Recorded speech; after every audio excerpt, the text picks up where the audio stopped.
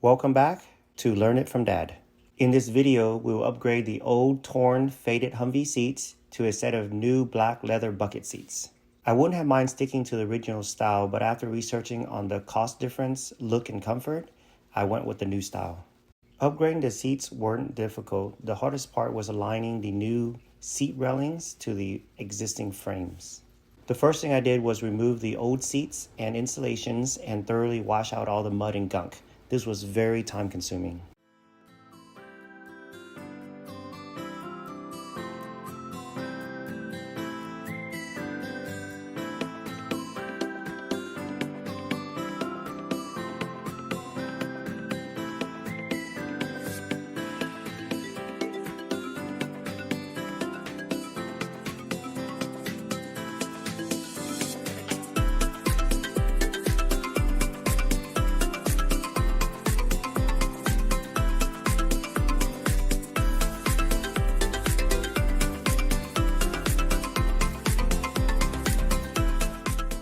After removing the insulation, I thought I could just vacuum up the dirt, but I ended up having to wash, scrub, wash again, then vacuum.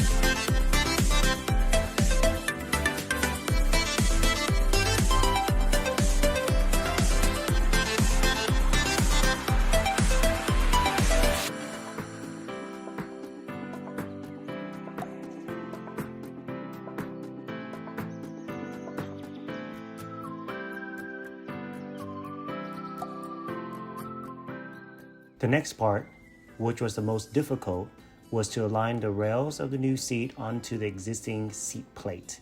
Dad had to measure and mark the exact spot to drill the holes on the seat plate. With the new seat, we had to drill 4 additional holes. We couldn't use the top 2 because the original plate obviously doesn't fit it.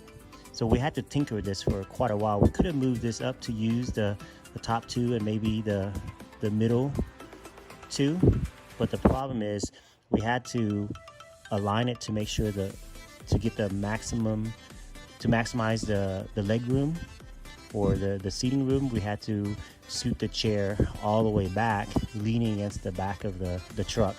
The hardest part for us was to find the exact measurement to mark it and to drill the holes.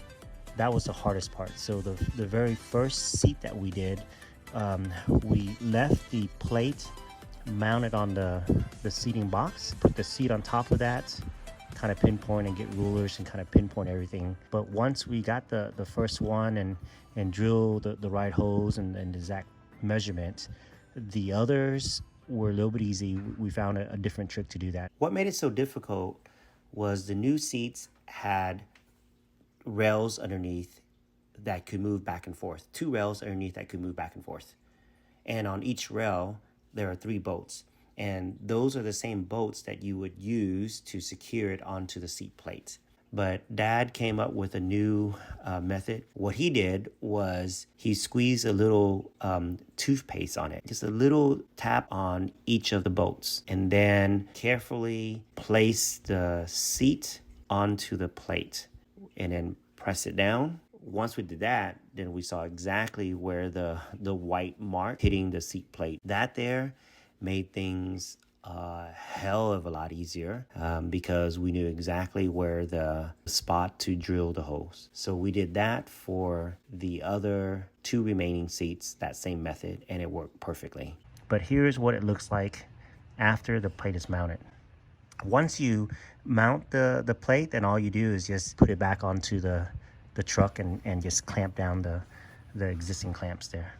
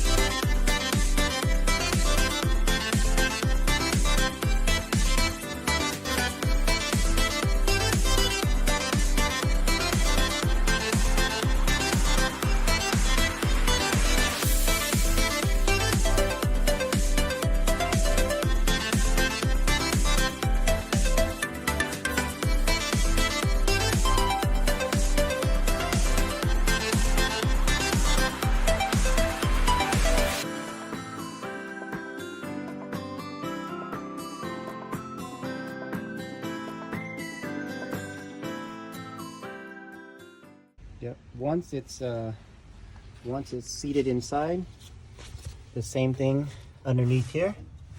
All you got to do is just lock these suckers in place. There it is.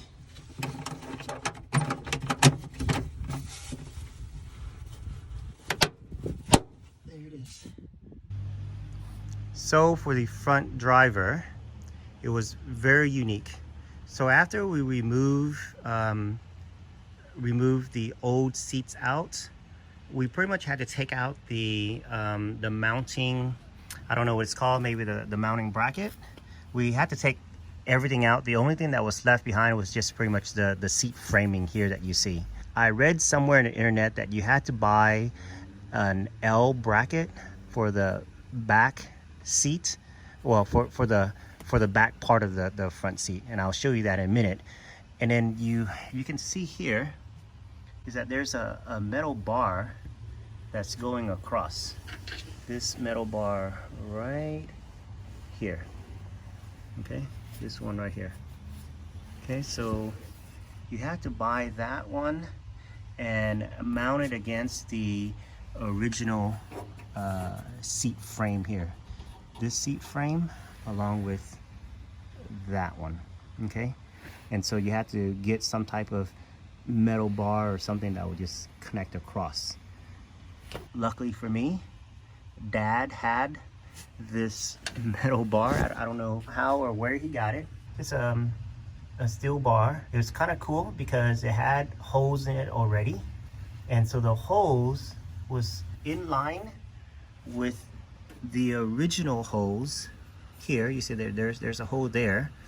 It was in line with that, so I just used the same screws that we used to remove the old seats. So I just screw that in there, and the same thing for that side. There we go.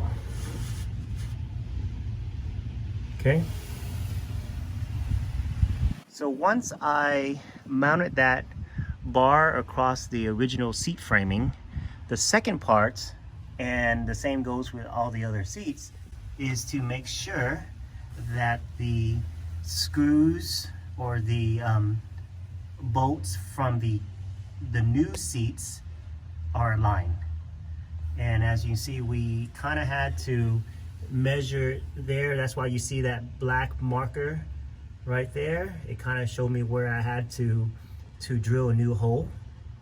Okay, so the new hole was pretty much in the middle between the two existing holes.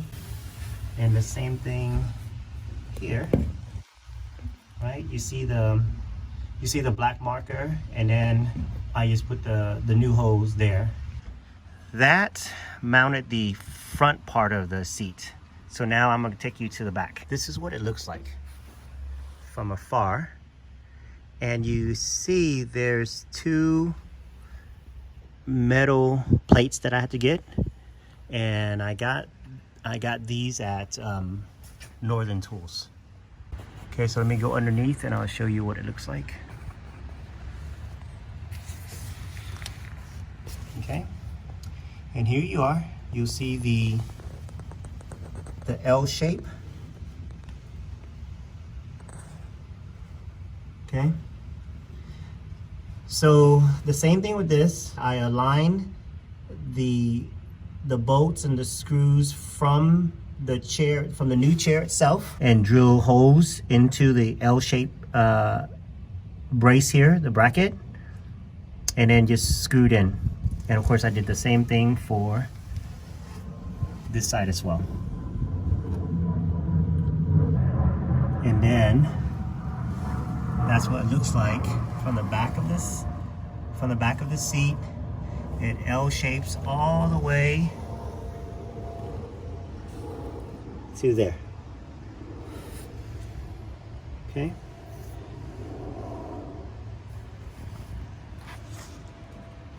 Let me go ahead and put the seat folding down. The only thing about the folding seat for the front driver is that the headrest will hit against the steering wheel. Okay, so let me show you what that looks like. Bop. There it goes. Hits against the steering wheel. Okay, so this is what it looks like far away. Here's that L-shaped bracket that's holding the back part of the seat. And as you see, I mounted into the back framing.